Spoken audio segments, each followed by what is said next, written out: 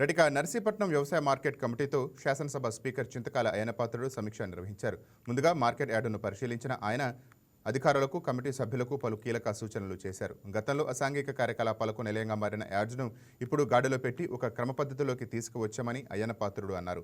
ఆదాయం పెంచేందుకు చెక్పోస్టుల దగ్గర సీసీ కెమెరాల వంటి ఏర్పాటు పటిష్టమైన చర్యలు తీసుకోవడం వల్ల అనకాపల్లి జిల్లాలో నర్సీపట్నం మార్కెట్ యార్డు ఆదాయపరంగా 2వ స్థానంలో నిలిచిందని ఆయన ప్రశంసించారు.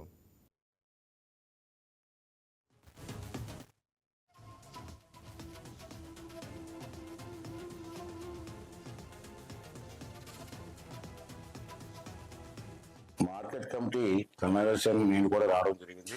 కారణం ఏంటంటే నాకు తెలిసి 1 ఇయర్ దగ్గర అయింది మనం ప్రమాణ స్వీకారం చేసి. ఈ 1 ఇయర్ లో ఆ రోజు నేను కొన్ని ఐటమ్స్ చెప్పాను, ఇవన్నీ కూడా మనం తయారు చేసుకోవాలా, ఇది ఒక టార్గెట్ పెట్టుకోవాలని. ఆ టార్గెట్ ఎంత వరకు రీచ్ అయ్యాం అని చెప్పి ఇవాళ వెరిఫై చేయడం కోసం ఇవాళ బోర్డు మీటింగ్ ఉందంటే నేను కూడా వస్తానని చెప్పి రావడం జరిగింది. ఫస్ట్ ఏంటంటే ఇవాళ బోర్డు మీటింగ్ ఇప్పుడు 4-5 అయినట్టు ఉన్నాయి బోర్డు మీటింగ్లు. ఇందాక చెప్తున్నారు 5-6.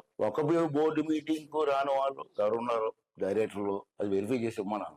5 మీటింగ్లు 6 మీటింగ్లు ఒక మీటింగ్ రానప్పుడు బోర్డు డైరెక్టర్ ఆ పేర్లు అడిగాను. ఒకరు రాకపోతే తీసి పారేస్తాం అంటే అది నెంబర్ 1 డెసిషన్ తీసుకున్నాం. రెండోది ఏంటంటే గత 5 సంవత్సరాల్లో మార్కెట్ యార్డ్ని ఒక బార్ కింద వాడుకున్నారు. ఇక్కడే తాగడం, ఇక్కడే తనడం మన కళ్ళారు చూసాం. నిర్వీర్యం అయిపోయింది. దాన్ని 1 ఇయర్ లో ఒక రూపురేఖలు దిద్దాం. పూర్తిగా దిద్దని అన్నగాని ఒక రూపు తీసుకొచ్చాం. కొన్ని కార్యక్రమాలని ఇవన్నీ చేస్తున్నాం. ముఖ్యంగా మొన్న గవర్నమెంట్ ఆఫ్ ఆంధ్రప్రదేశ్ అన్ని మార్కెట్ల మీద సర్వే చేయించారు.